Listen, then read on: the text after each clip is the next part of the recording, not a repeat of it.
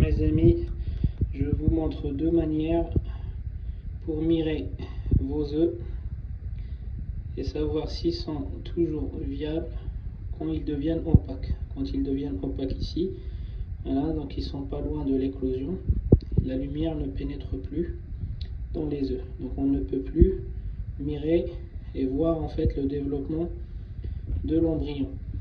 Donc certains ils utilisent la méthode numéro 2. Moi, je vais déjà vous montrer la méthode numéro 1 les amis. Donc la méthode numéro 1 c'est d'aller trouver la poche d'air. Donc là la poche d'air elle est toujours sur le côté le plus gros de l'œuf. Là orientez votre mire-œuf de cette façon là et on voit clairement le jaune qui bouge à l'intérieur. Voilà. Donc on voit le bec. Voilà, donc le jaune d'œuf avant l'éclosion, en fait il fait bouger son bec, plutôt la dent. Ils ont une dent qui va leur permettre de briser la coquille là, mais vous voyez clairement que le jaune il bouge son bec. Donc ils doivent s'exercer à bouger leur bec ou la dent pour pouvoir commencer en fait le découpage de la coque. Donc méthode numéro 2 que la plupart utilisent, et moi c'est pas celle que je préfère les amis, c'est mettre vos œufs dans de l'eau tiède, donc température 30, 32, voilà. Et alors du coup, comment les œufs ils vont flotter? Donc déjà, si vos œufs ne flottent pas, c'est que l'œuf est périmé les amis. Si l'œuf il tombe en bas, c'est qu'il n'est pas viable.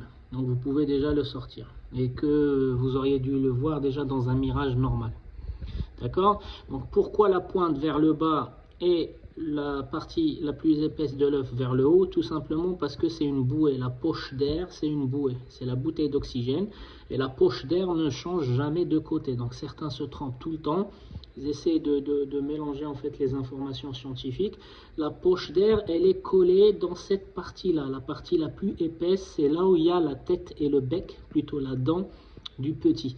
Donc c'est pour ça les œufs viables ils vont flotter de cette façon là, toujours la partie de la poche d'air en flottaison les amis. D'accord?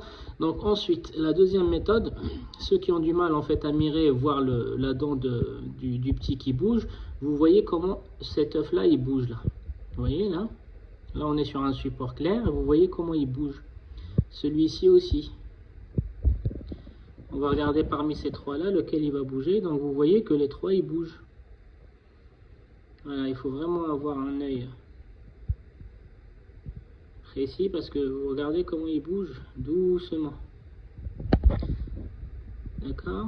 Voilà, donc les 6 ils bougent doucement. L'inconvénient de cette méthode là les amis, en fait elle a un avantage et elle a un inconvénient. L'inconvénient c'est que certains ils vont pas le voir tout de suite, donc il faut de l'entraînement en fait, et ils vont laisser les œufs longtemps en fait dans l'eau. Et laisser les œufs longtemps dans l'eau, en fait c'est faire rentrer beaucoup d'humidité dans les œufs et ça peut se transformer en point noir à la sortie. Donc ça c'est le premier inconvénient. Deuxième inconvénient, laisser les œufs beaucoup plus longtemps dans l'eau, les amis, c'est comme mettre un poussin dans une piscine.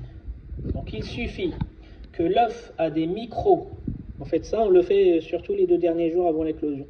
Il suffit que le jaune, il a déjà commencé en fait à percer la coquille et nous on voit pas en fait les micro-trous qu'il a commencé à faire, et que l'eau va pénétrer dans la coquille et on va noyer en fait le poussin.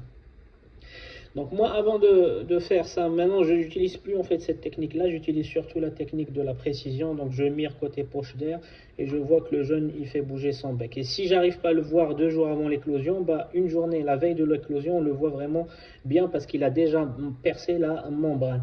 Donc là ils vont sortir dans 2 jours. Donc pendant le mirage, moi j'observe en fait la poche d'air tous les 2 jours. Donc c'est chiant, je sais que c'est chiant, mais pendant mes stages à Thoiry, en fait, c'est ce qu'ils font les professionnels. En fait, les œufs, ils les mirent tous les 2 jours.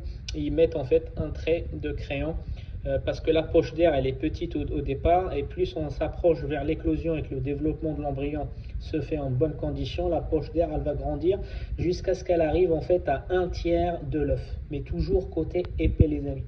Donc si l'évolution de la poche d'air ne suit pas cette courbe-là, c'est que vos œufs ils ont arrêté de se développer, donc vous pouvez les mettre dans l'eau. Si ils vont au fond, c'est que la poche d'air a été percée, que l'œuf il a tourné. S'il reste en flottaison avec la partie la plus épaisse au-dessus, c'est que l'œuf il est toujours viable. Et si vous commencez à voir l'œuf qui bouge, c'est que vous avez en fait l'embryon qui est vivant, plutôt le poussin, parce que là c'est plus l'étape de l'embryon. Donc faites attention à bien vérifier avec le mirage s'il n'y a pas de micro-trous, s'il n'y a pas... Voilà, donc moi avant de faire ça, je vérifiais vraiment avec mon mirage que la coque n'a pas une fissure, on n'a pas, parce que s'il y a la moindre fissure, l'eau va rentrer, soit le poussin il va coller à la membrane et il n'arrivera jamais à sortir, le poussin il est collé, et certains éleveurs, des fois ils ont été jusqu'à ouvrir pour aider le jeune, mais il est vraiment collé, il est collé à cause de l'eau, la membrane et la coquille par l'intérieur. Ou soit en fait vous allez le noyer parce que l'œuf, la poche d'air va se remplir d'eau et puis il n'a pas le temps en fait, il n'a pas assez d'oxygène pour ouvrir la coquille. Les amis, c'était Canari du 28, je vous souhaite un bon visionnage et je vous dis à la prochaine vidéo.